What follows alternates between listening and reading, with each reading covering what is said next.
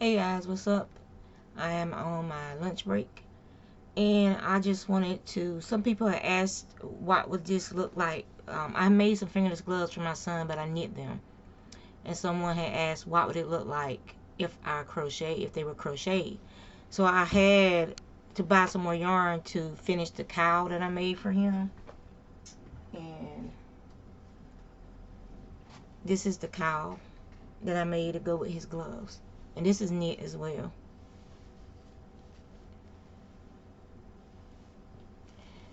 And it's stretchy enough that if he wanted to, he could twist it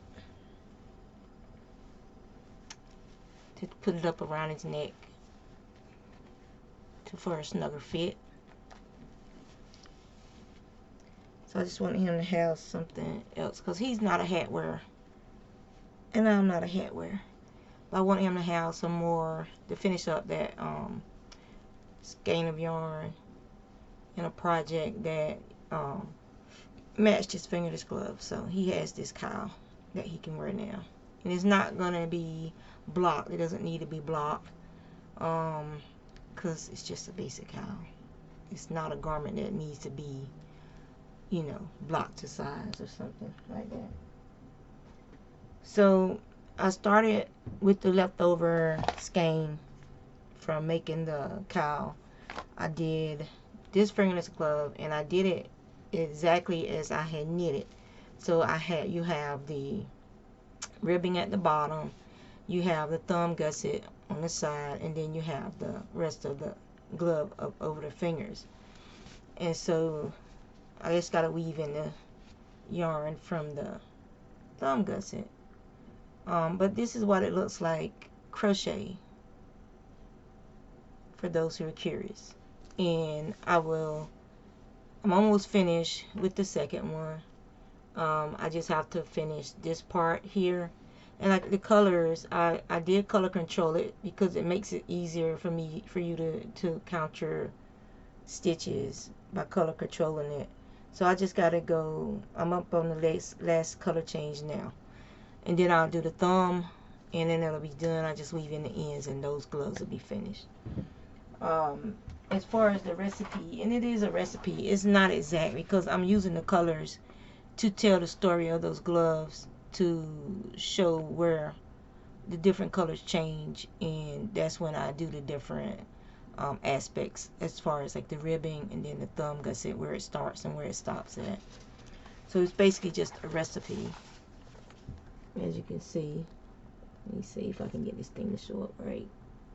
So it's just a recipe. You just do a quick sketch and then you just say what you're doing. Like on the ribbing, I chained 34 and then I did front post, back post, double crochet for 3 rows. And then and I'm also using for the chain I use this. Let me take my glasses so I can see real quick. I use an Susan Bates H hook. Now these are one of the old hooks. This is one of the ones made in Mexico, which is my favorite ones. So then I used I switched over to my G7, which is like sometimes these are hard to find.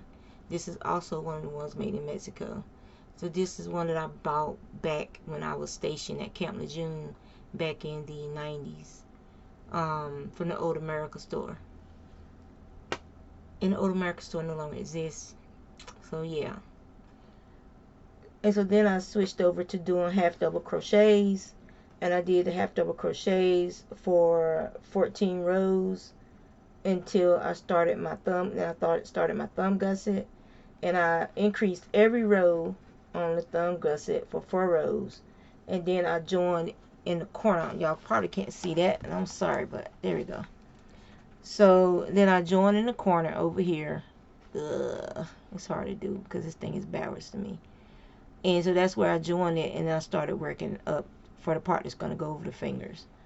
And then yeah, and so it's basically I'm using the color changes and an estimate of the rows, or like, you know, from here to here, from here to here. Just use the color changes if you use that same color.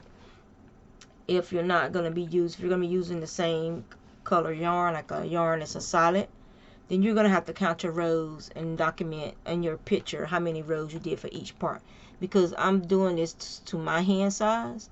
So if you needed it for someone with a smaller hand, then you're going to have to change your cast on, and you're going to have to change how many rows between each area. So it's going to have to be custom fit to that person's hand. That's why only person I do fingerless gloves for, pretty much, if someone would have to draw me a picture, like they would have to trace their hand and send it to me, and I would use it as a template. I would basically fit this over the top of the picture to make sure that I stay inside the lines of that picture. So basically it would be fit over the picture, and I try to stay in the lines of that picture. So if you have very thin wrists, you need to actually take measurements on your picture and tell me my wrist is 4 inches across here, my wrist is 6 inches across here, and then my wrist is from the thumb across. You need to measure from that joint at the widest point, and you need to say how wide it is from that thumb, like spread out, open your hand, because you need a little give in your gloves. So you want to just relax your hand and then measure from this joint all the way across to how wide your hand is at that point. And then you want to measure from here across to your pinky and say how wide it is there, and then put your fingers side by side like that, and then measure from the tip of your pinky across to your pointer finger, and then measure. So those are the measurements you would need when you do your fingerless gloves. You have to take some measurements, and then you can save that piece of paper in your notebook, and it could be named for that particular person, so that in the future, if you want to make them some gloves as like a gift or something, you can do that because you got all the measurements right there in your little notebook. But like I said, I'll be finished with these. I'll finish these up probably when I get off from work. If not, during my lunch break, I'll finish these up, and then I'll have a extra pair of gloves here at the house. They're probably going to my brother from another mother, Ronnie, and I have one skein of that left that I got when I went to Hobby Lobby. There was 3 on the shelf, and I got 2 of them. So that's the yarn. It's called it's real pretty. I think this is one of the best colorways I've seen from Hobby Lobby in a long time. But it's called Nova Scotian Sky, and it's beautiful, beautiful yarn.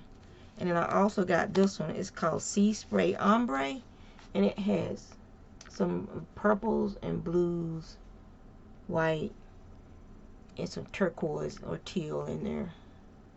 It's hard to see right here, but I got this as well when I went to Hobby Lobby the other day, because I want to see what those look like knit up in a pair of fingerless gloves. So I just wanted to share that with you guys real quick. If you have any questions, feel free to ask, and I will see you soon on these YouTube streets.